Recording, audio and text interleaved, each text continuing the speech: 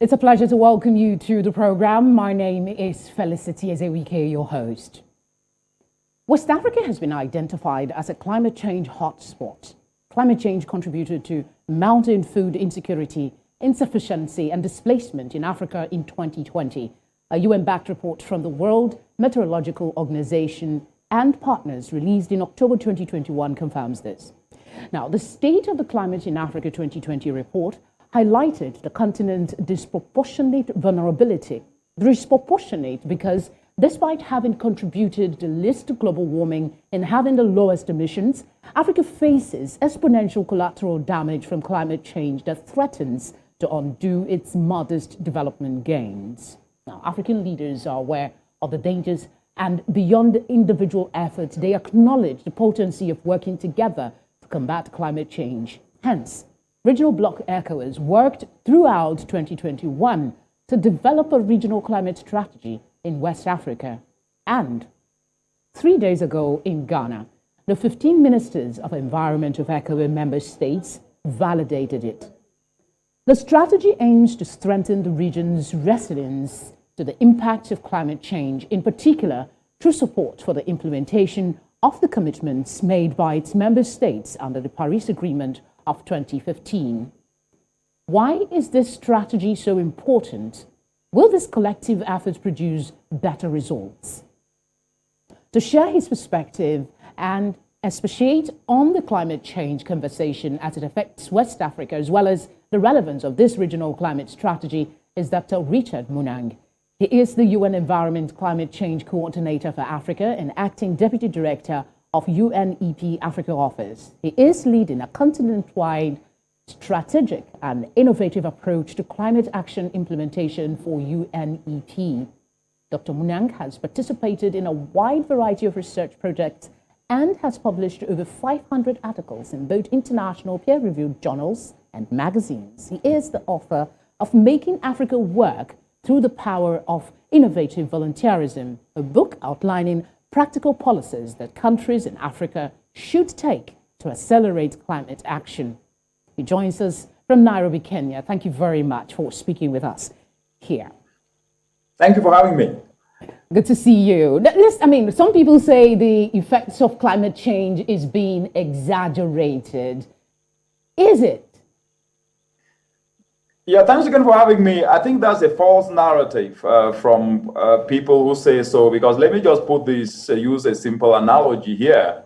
If you are asked to give your biodata and you provide your birth certificates and your certificates and your degrees and everything, and the person you give those information to turns around and tells you that this is not correct, I think that is a false narrative from the perspective that what you've given that is authentic, then the person you've given it to is rejecting. That's the same thing with the changing climate today. The science is unequivocal that the world is warming, and we are currently at 1.1 degree as the global community. When you take that down to the continent of Africa, Africa is warming twice as fast as the rest of the world.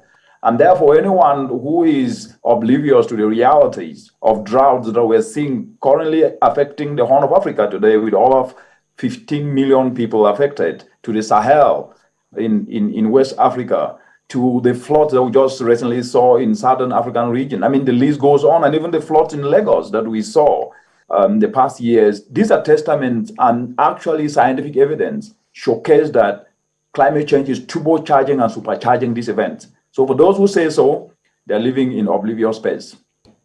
For those that are still doubting, could you maybe explain in real terms how this climate change is disrupting not just our lives, like you highlighted, floods and all of that, but the economy? The reality is that if you look at the entire African continent today, Africa is an agrarian continent with over 65% of the workforce of the continent in the agro sector and 98% of this agricultural sector, whether we're talking East Africa, West Africa, Central Africa, Southern African region, and even North Africa. 98% of the agricultural sector is dependent on rainfed. And because of the changing climate that is disrupting weather patterns, the erratic nature of the rainfall is actually affecting farmers not to have bumper harvests. What does this mean? It actually means agricultural sector that contribute 32% to the GDP of the entire continent is affected. What does this mean? It means that mothers in communities and children and fathers and parents cannot be able to put food on the table and more money in more pocket because they don't have all these opportunities. Then the economy then shrinks. And more importantly, the reality of the continent, because of the failure in crop as a result of the changing climate, as a result of the drought, which we're already seeing, countries now will increase importation of food. What does this mean? It depreciates foreign reserves and only further escalate the economic challenges that the continent is already facing today. And let me just bring in this perspective, which is what we're currently facing as a global community and even the world and Africa. We're facing on top of the changing climate that Africa is already suffering, and we are seeing the effects. We're suffering food crisis because of inflation. We're suffering fuel crisis. And this is further going to depreciate the foreign reserves of governments and only worsen the economic crisis. And climate change on top of this makes it worse. That then means the best economic arsenal is climate adaptation and mitigation. Let's talk about something that, I mean, all through the course of my prepping for this conversation kept coming up. And the talk about the disproportionate vulnerability of West Africa to the climate change, particularly because we don't seem to cause a lot of it. We don't contribute a lot to the damages that's happening to the climate, but we seem to be suffering the impact more. Can you speak to the validity of that continuous comment that West Africa is most vulnerable in spite of not contributing to the emissions? Yes, let me, before I get down to West Africa, Africa as an entire continent have only contributed between 2 to 3% of the entire greenhouse gas emissions. That means Africa as a whole is a negligible emitter. When it comes to West Africa, of course, what you've said is very true. It's contributed very least to the changing climate, to the greenhouse gas emissions. And as I said earlier, the entire continent, and West Africa inclusive, is an agrarian continent. Most of the households depend on the agricultural sector, and because of the changing climate that is exacerbating and increasing the droughts, these are actually causing crop failure. And when this causes crop failure that are the source of livelihood for over 65% of people in West Africa and the continent, what do you expect? They become poorer. They then search for other alternatives to survive. They look for these alternatives, not even in places where they are best. That means they move away from their home. They move away even from their countries to others. And these then only worsen the situation. So the point at the moment is how can we be able, despite the fact that climate change is happening now and it is with us and it's affecting people in West Africa, how can we leverage this challenge and turn it into an opportunity? And I think that is really where the focus should be, because in as much as the changing climate is plunging millions in West Africa into suffering, there are also windows of opportunity that we can also focus on to seize and better the livelihoods of humanity. We definitely explore that, because that's the core reason for this conversation, looking for solutions to our unique African problems. I wouldn't want to go on and ask that you explain how this is exacerbating insecurity, but I will talk about the displacement, internally displaced. The study is suggesting, not the climate report, is suggesting that by 2050, we'll begin to see it. But there are those who are arguing that climate change, aside insecurity and terrorism and insurgency, is making people move from their home. How true is this? And are there verifiable data that clearly shows this? When you look at the data that we have and has been produced by credible international organizations, including the UN and the World Bank. The World Bank report shows that 86.4 million Africans by 2050, that's about the next 28 years, will be displaced internally. But I like to use facts using also the present. If we are looking at the present, the current data we have using the drought that is plunging over 15 million people in the Horn of Africa shows that 15 million people have, as we speak today, have left where they are. They've left their homes to search for other alternatives because of the current drought that is affecting them. This is applicable to West Africa and especially the Sahel. A lot of people have left their home. So what the data is showing is Currently, we are having people who are displaced. Then it will only get worse, because if emissions are not cut, what the data is showing and what the latest Intergovernmental Panel on Climate Change report that was released in April this year shows, and it was released, the third report was released in April this year, and the first one was released in August last year, shows that we are almost heading towards 1.5 degrees. What does this mean? It will mean that Africa will be heading towards almost 3 degrees. This will mean people will have to look for opportunities and alternatives. I will go back to the point that I keep mentioning. An agrarian continent in crop failure, people have to look for alternatives to put food on the table and more money in more pockets. And so that is definitely going to happen, not by 2020.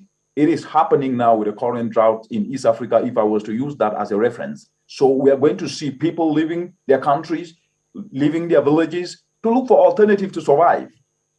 It's important that we clearly state what the problem is, because some people, like I mentioned in my introduction, including very educated Africans, feel that the effect of climate change is overblown, so that people can get funding. So we needed to establish that it is a menace in Africa. Let's come to the focus of this conversation. And just 3 days ago, the ministers of the 15 member states validated the State of Climate in Africa 2020 agreement. I wanted to find out from you what you think of that ECOWAS regional climate strategy. What do you think about it, really? Is it the catalyst for making action more viable, as is being promoted? It is. Let me first of all start by applauding ECOWAS as a community for coming up with this climate change strategy. But more broadly, let me applaud the entire continent, because Africa is the leader when it comes to climate change policy. We must appreciate progress if we really want to make progress. Out of the 54 African countries, as we speak today, 52 African countries submitted what is called the nationally determined contributions, which are plans for countries to be able to build resilience and ensure that at least they have robust economies, they have livelihoods that are resilient to the changing climate. African countries, 52 of them, submitted the nationally determined contribution. As we're speaking today, 43 of them have submitted a revised version, and this is the highest of any region across the entire world. That's impressive. And now when it comes to regional economic communities, we have now ECOWAS, which is submitting their climate change strategy. And on top of that, when you look at the 15 countries of ECOWAS, 14 of them have submitted the nationally determined contribution. So when it comes to policy, this is really an area in which Africa takes leadership, and ECOWAS and West Africa takes leadership. So we must applaud them. So with the strategy that has been put in place, that is a step in the right direction, because then that means that the coordination in terms of what each country does in West Africa can actually generate information that can also help other countries leverage on what is happening and synergistically drive climate action, because collective action always outweighs individual action. And so having these strategies ensures coordination, ensures lesson sharing, and also ensures that action can actually be taken with speed, fitting into the national circumstances of countries. So I would say this is a brilliant move by ECOWAS. Yeah, having said that, do you agree that if we must make real progress with the fight against climate change, that this is the document that will propel us towards that end? Do you agree? Some think it's overly ambitious. Is it? I think that I would like to debunk a myth that have been out there for quite a very long time. Not only in the continent, but even across the world, but I'll put it within the context of the African continent, which is that strategies by themselves or policies by themselves will implement themselves. That doesn't work that way anywhere on earth. It is people who implement policies, it's people who implement strategies. Why am I saying this? The strategies and policies that have been put in place need each and every citizen, state and non-state actors, to now engage it, because the conducive environment and the legal framework and structure has been put in place. And when you look at this strategy, which I read through the synopsis, it identifies targeted areas in which ECOWAS should focus on: agriculture, clean energy, fisheries, coastal areas that needs to actually be protected. When you take agriculture, this is actually one of the biggest opportunity that the entire African continent have got. It is agribusiness in agriculture when value is added is worth $1 trillion US in less than 8 years from today. What does this mean? It means making agriculture resilient, moving from production alone, leveraging climate smart agricultural techniques, which many countries are already having in their strategy and their NDC, adding value to what is produced. Because we're speaking today, Africa is losing up to $48 billion US, and so is West Africa. If value using clean energy solutions that are captured in this strategy, clean energy to add value, then finished products will be in place, and then importation of food will then be reduced, and then more money and less depreciation of foreign reserves will happen. So this strategy is actually an economic strategy. If it is leveraged through the climate lens to then ensure that the agricultural system, entire food systems are made climate resilient by adding value using clean energy. Then also leveraging this to ensure that, because as we're speaking today, there are 293 people in West Africa, in the ECOWAS region, that die as a result of indoor pollution each and every year. If you take Nigeria, where we're speaking today, Nigeria lost in 2021 97,000 acres of forest as a result of charcoal harvesting. Moving towards clean energy means that cleaner solutions for cooking will then reduce indoor pollution that is killing up to 293,000 people each and every year. And turning agricultural waste into fuel briquettes will replace charcoal, which is 3 times more efficient and will put more money in more pockets. But the point why I'm bringing up these practical solutions is that leveraging this strategy through the economic lens could actually be an economic booster for the region and will help put more food on the table and money in more pockets.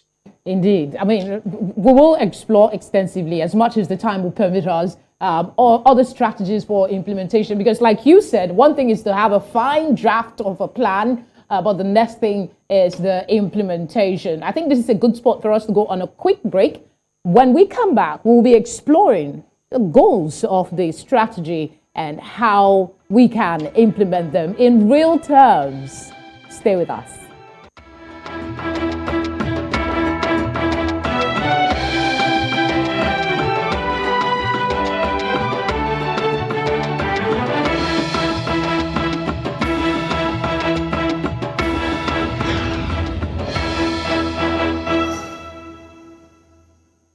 Glad you're still with us. We still have Dr. Richard Munang speaking with us all the way from Nairobi, Kenya. Before we went on that break, you were explaining some of the areas that the report, the strategy covers. And one thing that I got is implementation is most important. In each state already has plans, right? And the idea is that this strategy will facilitate and help these state players, implement their policies. How will this strategy really propel that commitment? Because we already have state policies, state movement, and, but it doesn't seem to be really, affecting and pushing the action plan forward. How would this strategy do that?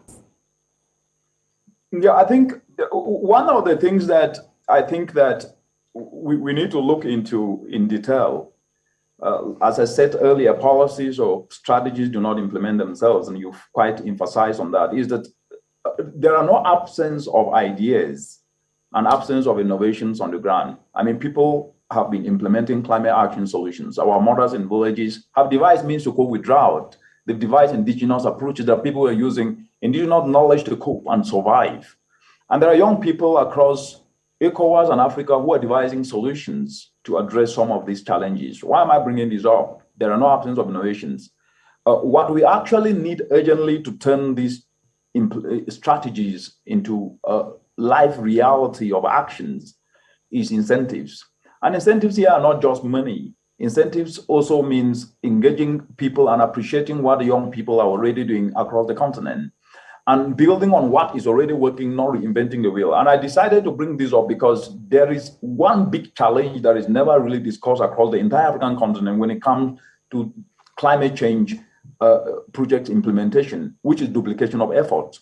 And so the strategy highlighting excellent areas of agriculture, of fisheries, of clean energy, of resilient infrastructure needs to then become more a framework that leverages on what is already working and fill gaps where they do exist.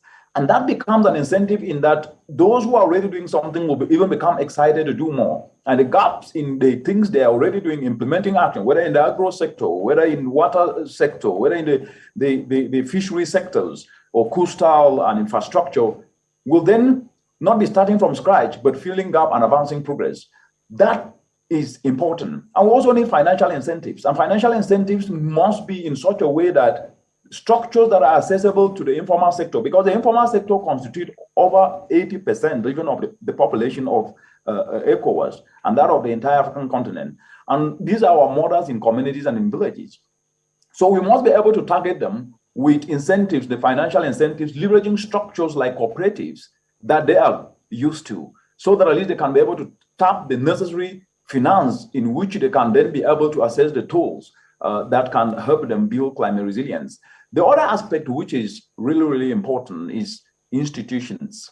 And I bring institutions here. Of course, institutions do exist, and we have ministries, and we have departments, and we have financial institutions, we have academic institutions. But they need to now start leveraging climate action and mainstreaming this into all their operations, because most of the time when we have institutions, it's not just the institutions like ministries or school, but people are also institutions in that they need to embrace climate action as a responsibility for them to do it in whatever profession in which they are in. Whether it's a journalist like yourself, we're discussing climate change today, or climate experts like me, or people who are not even in climate space can then be able to embrace these. And the last one is implementation, which is now what we're talking about. Implementation needs to embrace all these other 4 I's, these ideas, these innovations, incentives, and engage the young people who actually are 60% of the entire African population, and they are actually the climate action army. That if we don't tap them, we cannot be able, because you can only go to war with the army you have. And if you do not tap young people and incentivize them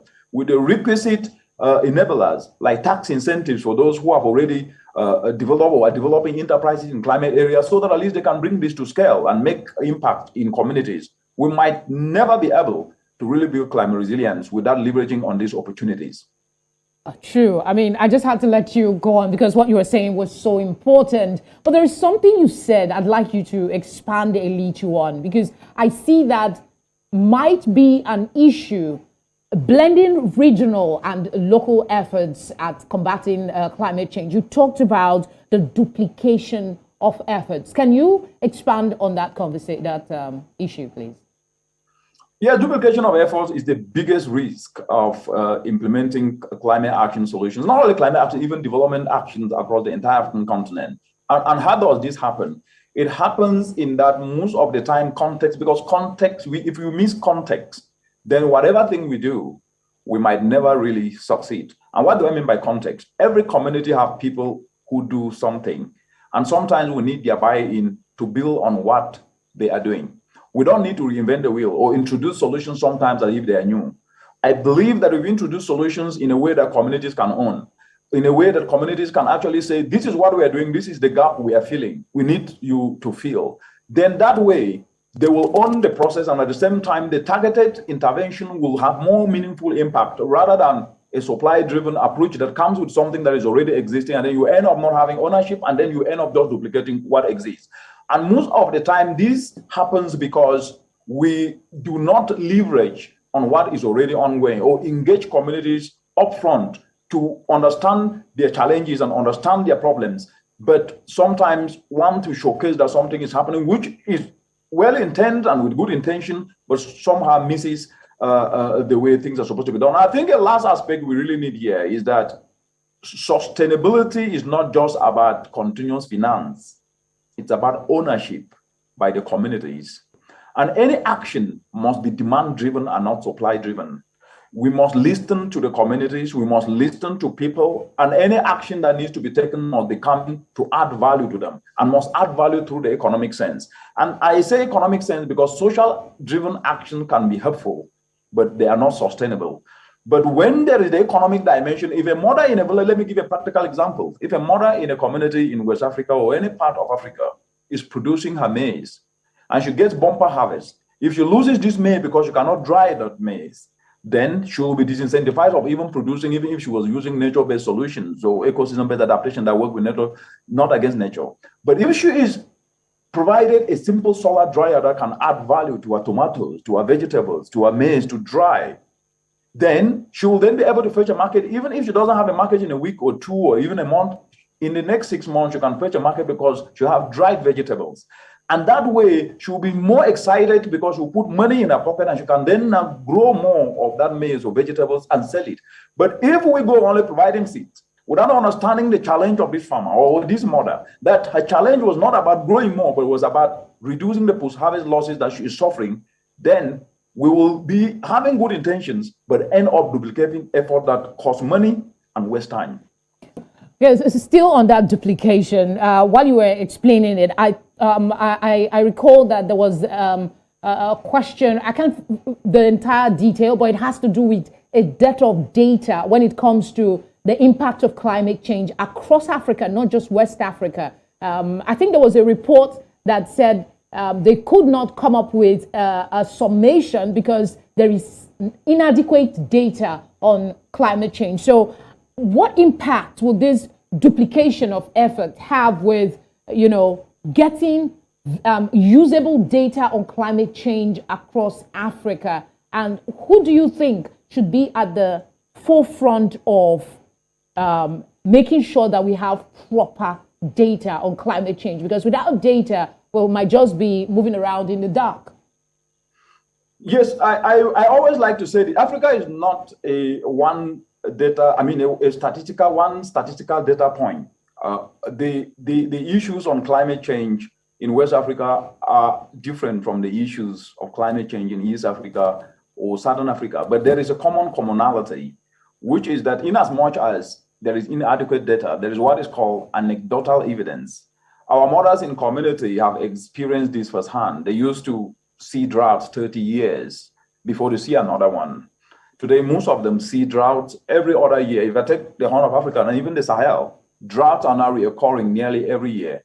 I mean, anecdotal evidence, if there is actually no scientific data, that anecdotal evidence can also help provide an opportunity for more research. So we need more support for scientific research to document indigenous knowledge, also anecdotal information, but at the same time, we also need to build on what we have and act without necessarily having to sit and complain, because actually we will never ever have everything to act.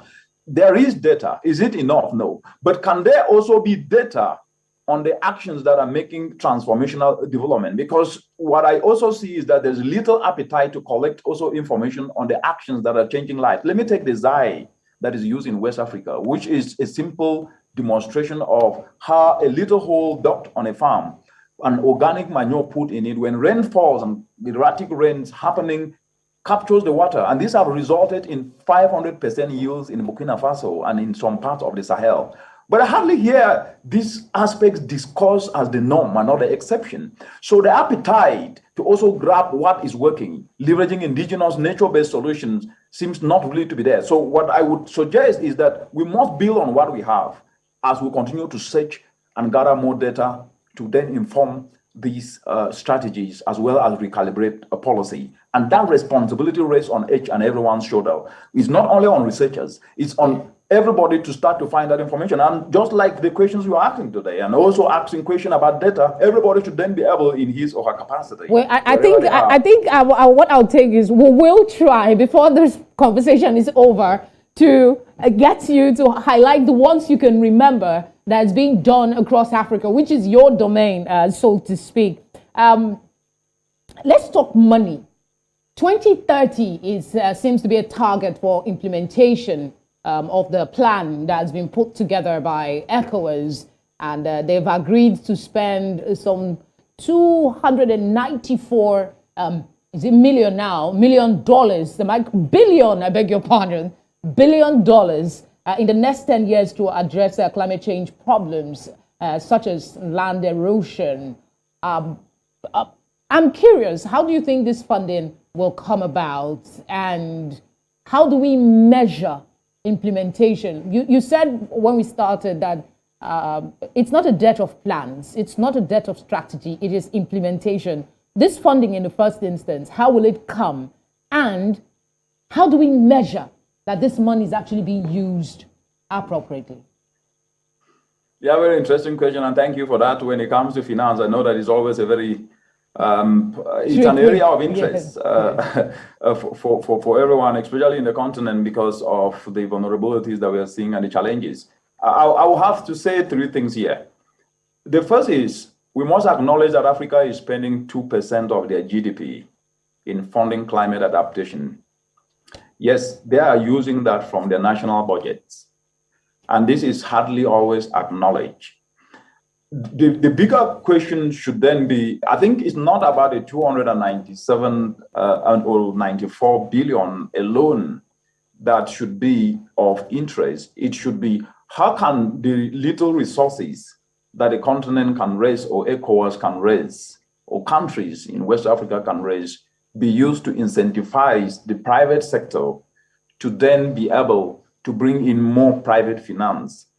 And I say this because Africa as a continent, currently with a changing climate, needs between 7 to 15 billion to fund adaptation that is already to build the climate resilience and avert the shocks that are already happening through droughts, floods, etc. And by 2050, Africa will need 50 billion US dollars, and the number will only increase.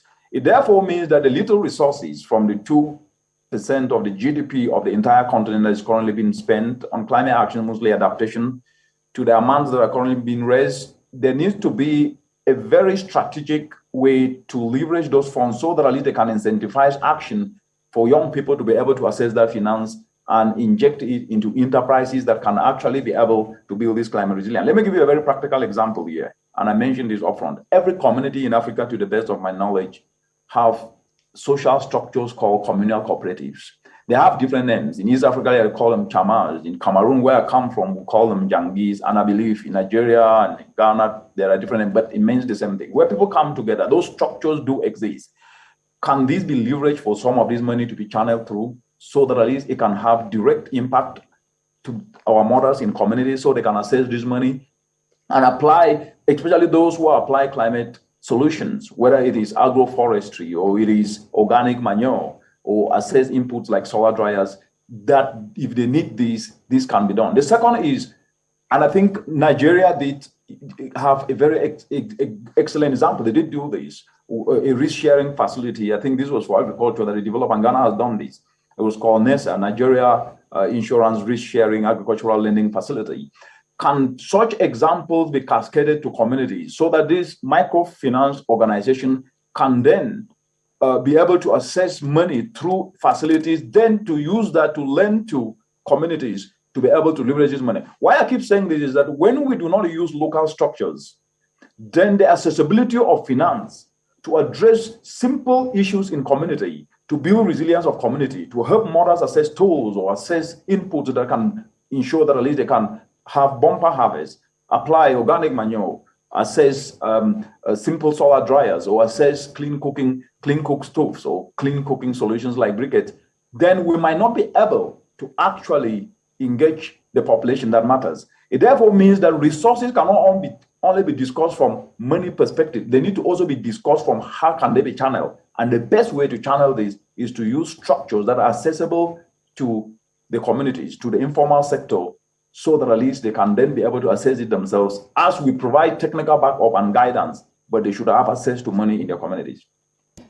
All right, Doctor. I mean, you've spoken quite very well, really. And sometimes I'm wondering, if I ask the question, you've even answered it. Let's go on a short break. When we come back, he's talked a bit about implementation. What we're going to do when we come back is explore how we can actually make this work. What do we have on the ground? Are we utilizing it well? Solutions to climate change continues. Stay with us.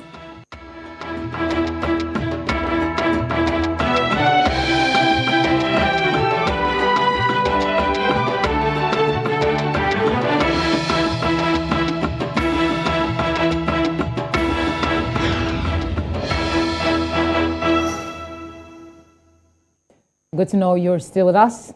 Back to Dr. Munang now. We'll talk about lifestyle because I know that's a very important part of the action plan. But for now, let's talk about renewable energy. Conversation, you mentioned it as one of the solutions. We need to move towards, other sources of energy other than fossil fuel.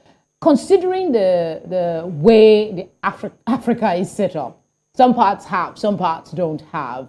How do you think, or let me rephrase that, will this strategic plan, this strategy that ECOWAS has come up with, from what you saw of it, does it address the question of renewable energy? And are you satisfied with the submission that is there?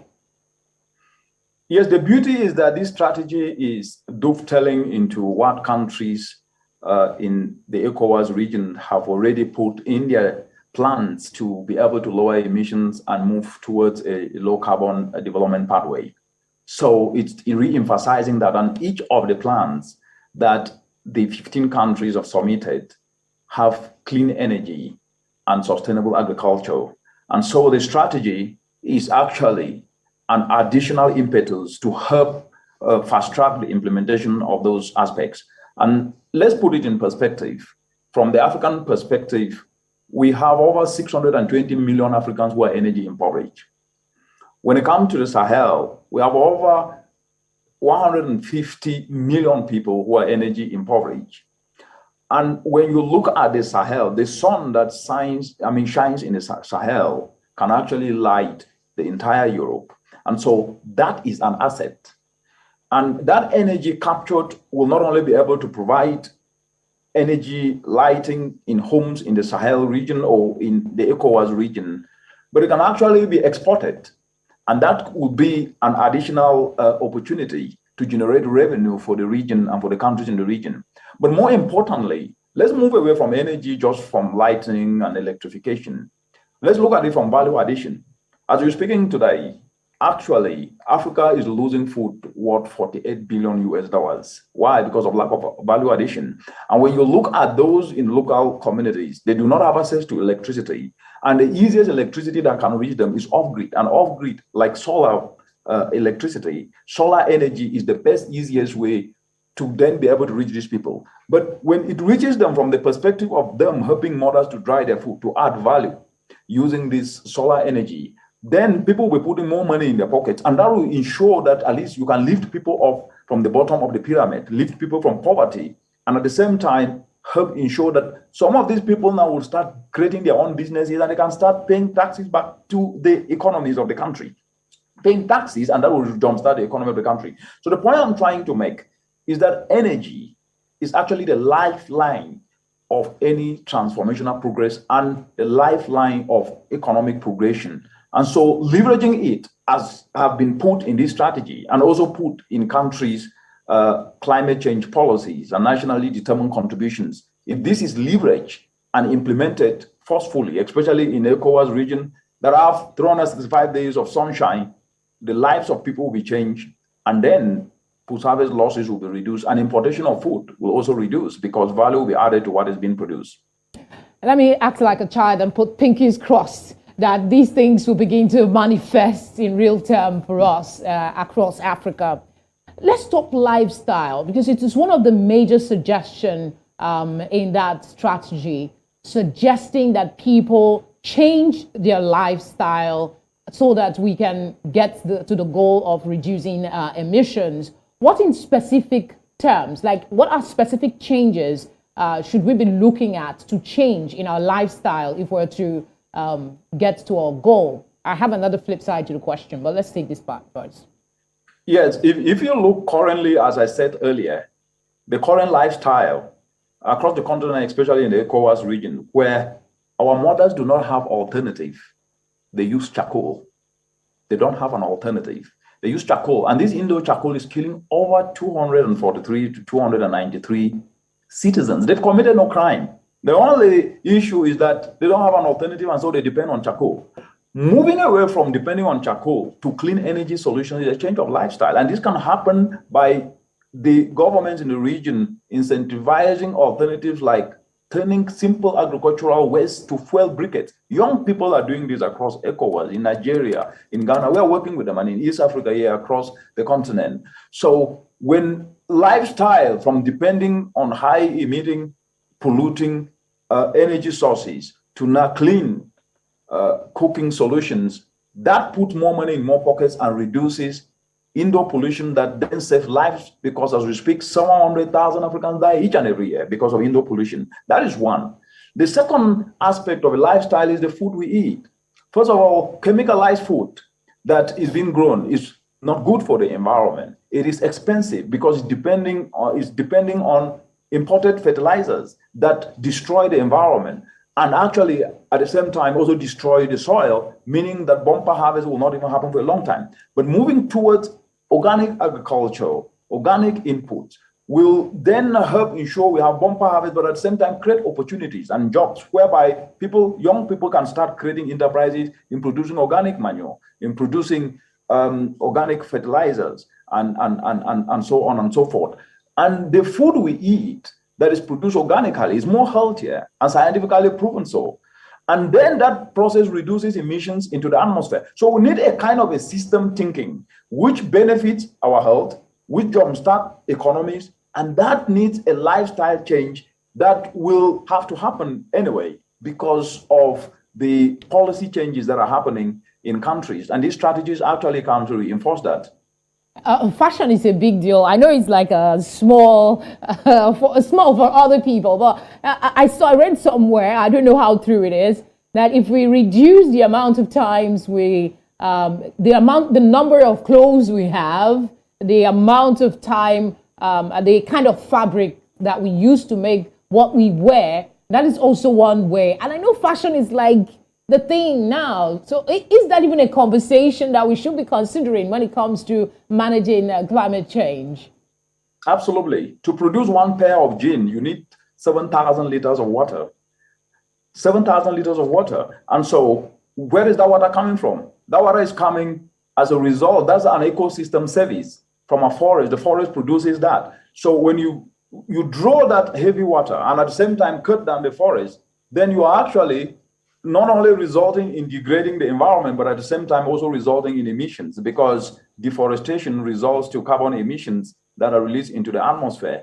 But if we look at it from this perspective, we can actually move to sustainable fashion, whereby waste, and there are excellent youth in Nigeria and ECOWAS region that are actually using waste to make plastic bags, to make plastic shoes, to make laptop bags, and that they're also using it to make suits and jackets. So moving from the traditional style of clothing to clothing that is actually being recycled reduces emissions, reduces the pressure on the environment in terms of the water that is drawn out, and at the same time also ensures that at least opportunities are created.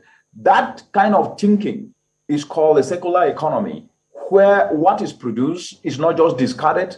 If a dress is produced that is from recycling, it is saving the environment, it is reducing emissions, and at the same time, it is also helping create opportunities and then ends back in the economy without necessarily having to have emissions produced into the atmosphere. Okay. So that is a very, very important aspect, and thank you for bringing that up. It means we need to move towards a circular economy mindset, and that means how we produce, how we reduce, and how we consume need to become part and parcel of each and every one of us, not only that of governments, but that of citizens. Okay, so I was distracted by that question. I had to ask it. Let's flip back to the economic part of the we're out of time, so I'll need you to be a little brief. I still have like 2 questions, if not 3.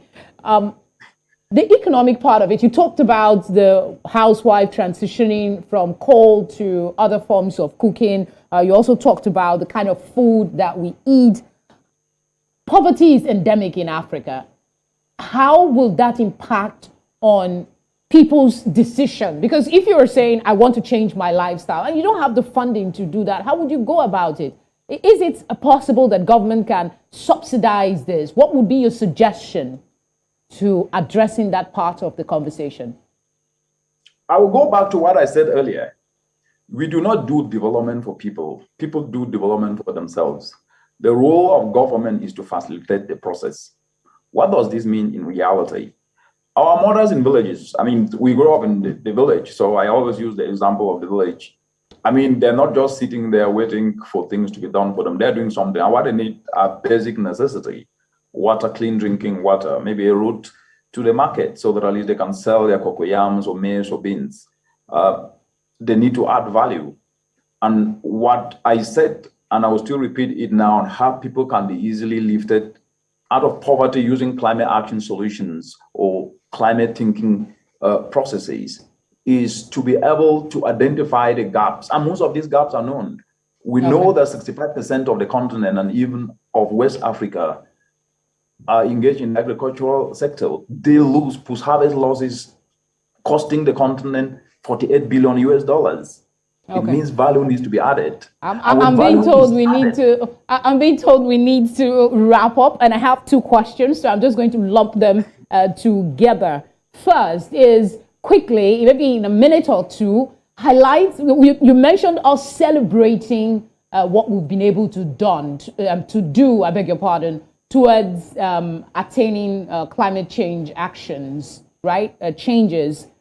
What are some of them across Africa? If you can spend a minute responding to that, and then spend a minute talking about the key moves you expect to see from West African countries, Africa generally, in the next decade that will prove that our goal of attaining to attain these SDG goals when it regards climate, we're not just dreaming about it, but it's going to happen. What are the key things you expect to see that will encourage you to believe that?